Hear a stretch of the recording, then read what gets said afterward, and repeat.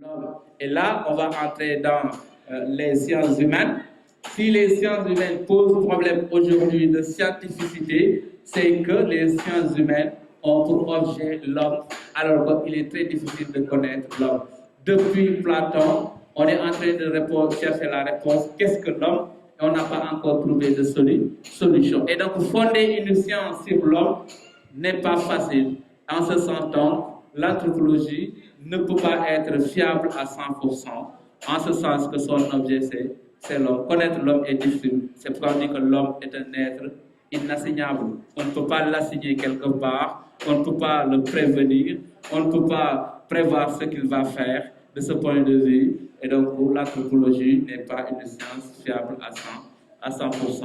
Et donc, si on résume, on verra que donc, il y a deux branches de l'anthropologie de manière générale, l'anthropologie rationaliste et l'anthropologie culturaliste ou scientifique qui cherche à comprendre qu'est-ce que l'homme. Mais pour pouvoir quand même donner des résultats qui s'approchent de la réalité, l'anthropologie rationaliste doit conjuguer avec l'anthropologie culturaliste pour pouvoir mieux s'approcher de la connaissance de l'homme. Parce que chaque branche de l'anthropologie a des limites, des faiblesses, et ce qui fait que donc les deux peuvent nous permettre de mieux saisir l'homme.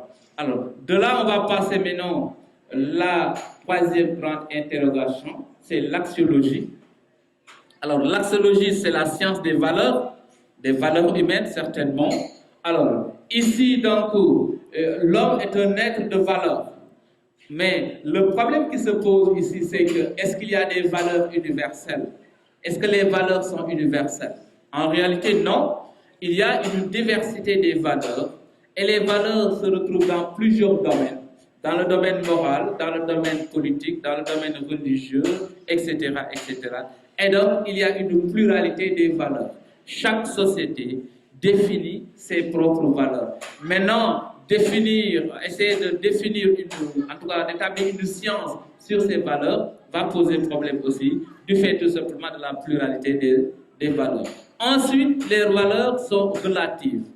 D'un milieu à un autre, d'une société à une autre, on n'a pas les mêmes valeurs, et donc les valeurs varient d'un milieu à un autre milieu. Alors, qu'est-ce qu'une valeur? La valeur est comme une boussole qui oriente le comportement, la conduite de l'homme. Chaque société définit le comportement qu'elle veut avoir dans un milieu. Et donc, chaque individu dans un milieu est taillé sur mesure par rapport au milieu dans lequel il vit. C'est pourquoi la valeur devient quand même un idéal. Exemple de valeur dans le domaine de la religion, la paix, la tolérance, le respect de la vie, la justice, ça c'est des valeurs religieuses. Mais ces valeurs religieuses aussi se retrouvent dans nos traditions. Les valeurs religieuses aussi se retrouvent dans la pensée philosophique. Et c'est pourquoi parfois on peut trouver des sociétés qui sont très loin les unes les autres, mais qui ont quand même les mêmes valeurs, défendent des valeurs. Au Sénégal, nous avons les valeurs de Diop, de Kersa, de Mougne, mais il y a d'autres valeurs de solidarité, etc., etc. Et donc, il y a quand même des valeurs qui sont particulières et qui sont propres à chaque milieu, mais on peut trouver des sociétés qui partagent beaucoup de valeurs. Et donc, voilà en gros l'axe numéro 1 du domaine 1 que nous avons essayé d'épouser et l'axe numéro 2. Donc, il y a deux axes. Et il nous reste un autre axe dans le domaine 1 qui est enjeu, finalité et perspective philosophique. Bon, on va prendre un peu de respiration pour vous donner la parole. On a parlé de sa spécificité. On a parlé de pourquoi la philosophie est née et quelles sont les conditions dans lesquelles elle est née. Mais la grande question, c'est à quoi elle sert. Pourquoi philosopher? La plupart des gens considèrent que la philosophie est inutile. Et donc, c'est le point de vue général. Elle est inutile parce qu'elle est subversive. Elle essaie de changer l'ordre établi. Et donc, elle est mal vue. Elle est inutile dans la mesure où elle est critique. Elle pose beaucoup de questions. Elle essaie de comprendre. Elle est En tout cas, inutile dans la mesure aussi que la philosophie ne nous donne pas des réponses, comme elle l'a dit. Là où nous attendons des réponses, la philosophie nous sert encore d'autres réponses, comme l'a dit Karl Jasper. Alors, mais la question est de à quoi sert la philosophie? D'abord, on va parler de l'utilité de la philosophie. Pourquoi on philosophe et pourquoi il faut philosopher? D'abord, la nature même de la philosophie, c'est la recherche de la vérité. Et c'est important de chercher la vérité. Et donc, par sa nature, la philosophie nous éloigne de l'ignorance.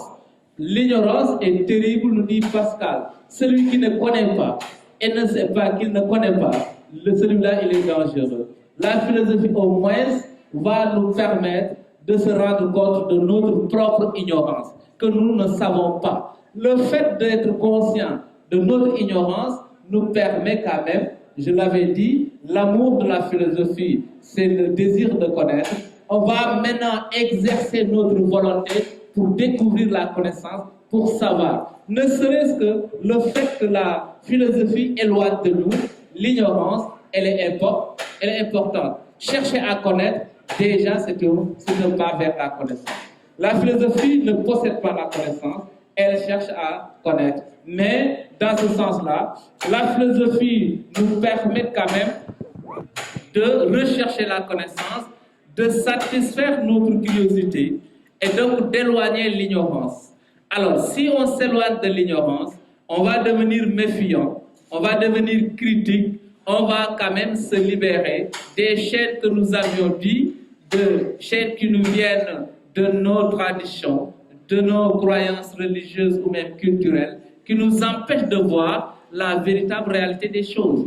Et donc, on va se libérer. La philosophie nous permet de se libérer de nos croyances. Et donc, on n'est plus dépendant de nos croyances traditionnelles, mais on peut les remettre en cause, on peut poser des questions, on peut les questionner. Et ça, c'est une chose importante pour la vie. Donc, la recherche de la vérité se traduit aussi par la recherche du sens. Mais quand nous vivons, il faut essayer de donner un sens à ce monde-là. Parce que si on ne donne pas de sens à ce monde-là, on ne va pas quand même agir.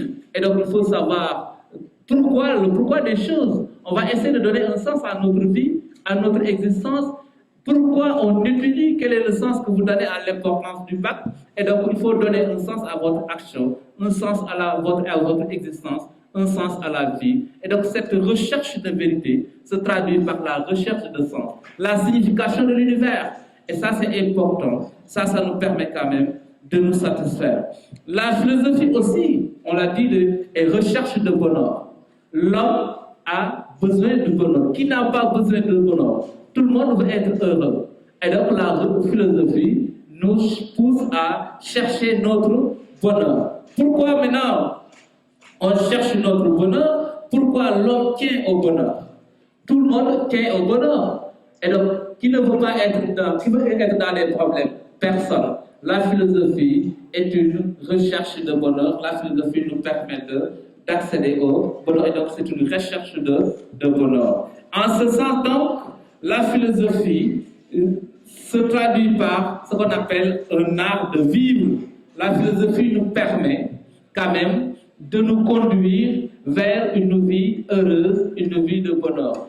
Ce que nous apprenons dans les connaissances, ce que nous savons des valeurs que nous recherchons, les bonnes valeurs, ce que nous avons trié de nos traditions comme des valeurs à conserver, on va les vivre et donc on va philosopher et vivre notre philosophie. Autrement dit, on ne va pas être naïf dans la vie, on ne va pas croire à tout ce qu'on nous raconte. Si on entend en tout cas une information, on va vérifier, on va chercher les preuves de comprendre et de croire. Et donc dans notre vie, on va appliquer notre philosophie.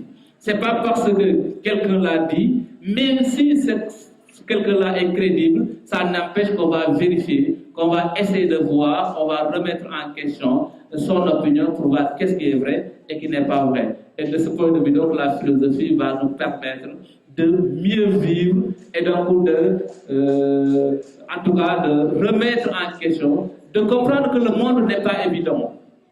Et donc, si on comprend bien que le monde, les choses ne sont pas évidentes, que ça demande quand même un effort, ça nous pousse à agir. Et donc, la philosophie nous mène vers l'action, nous pousse à agir, et donc pour mieux comprendre. Et de ce point de vue, donc, la philosophie devient un art de vivre. C'est pourquoi les épicuriens et les stoïciens, quand même, considèrent que la philosophie n'a pour vocation que le bonheur. Et le bonheur, c'est quoi? C'est l'équilibre de l'esprit. L'équilibre de l'esprit, la stabilité, ce qu'ils appellent l'ataraxie, la paix de l'âme. Et donc la stabilité, c'est ça qui nous permet d'être tranquille. Et de ce point de vue, donc, la philosophie nous permet quand même de vivre notre pensée. Penser et vivre notre pensée. Alors, pourquoi l'homme tient au bonheur? Alors, on avait défini le bonheur comme la chance, ou bien même, en tout cas, avoir une situation privilégiée. Alors, en ce sens, donc, l'homme aspire à la paix de l'âme et du corps. En ce sens, donc, nous cherchons le bonheur, nous voulons le bonheur. Mais aussi le monde dans lequel nous vivons, le monde actuel, l'homme a besoin quand même d'autres choses, parce que c'est un monde qui pose beaucoup de problèmes. Le fait que nous sommes dans un monde où il y a beaucoup de problèmes, le fait que nous sommes dans un monde où les valeurs ne sont plus adaptées à cette réalité, nous sommes dans un monde où, en tout cas, nous avons beaucoup de problèmes, l'homme veut autre chose. Chercher à avoir autre chose, c'est philosopher. C'est en ce moment qu'on doit philosopher, parce que l'homme a perdu les repères, l'homme n'a plus de modèle, l'homme en réalité est perdu dans ce monde-là, dans cette mondialisation, et de ce point de vue, il a besoin et même il réclame autre chose. Réclamer autre chose, c'est philosopher, c'est penser. Et donc le fait que même du point de vue scientifique, les découvertes scientifiques nous mettent dans une situation très complexe, ça demande quand même une réflexion, une pensée. Et le fait que quand nous avons des difficultés, quand nous sommes dans l'angoisse, quand nous sommes stressés, quand nous ne savons plus où est-ce que nous allons, il faut s'arrêter et penser, il faut s'arrêter et réfléchir. C'est ça la philosophie. Et donc la philosophie, c'est nécessaire dans ce sens-là. Et donc c'est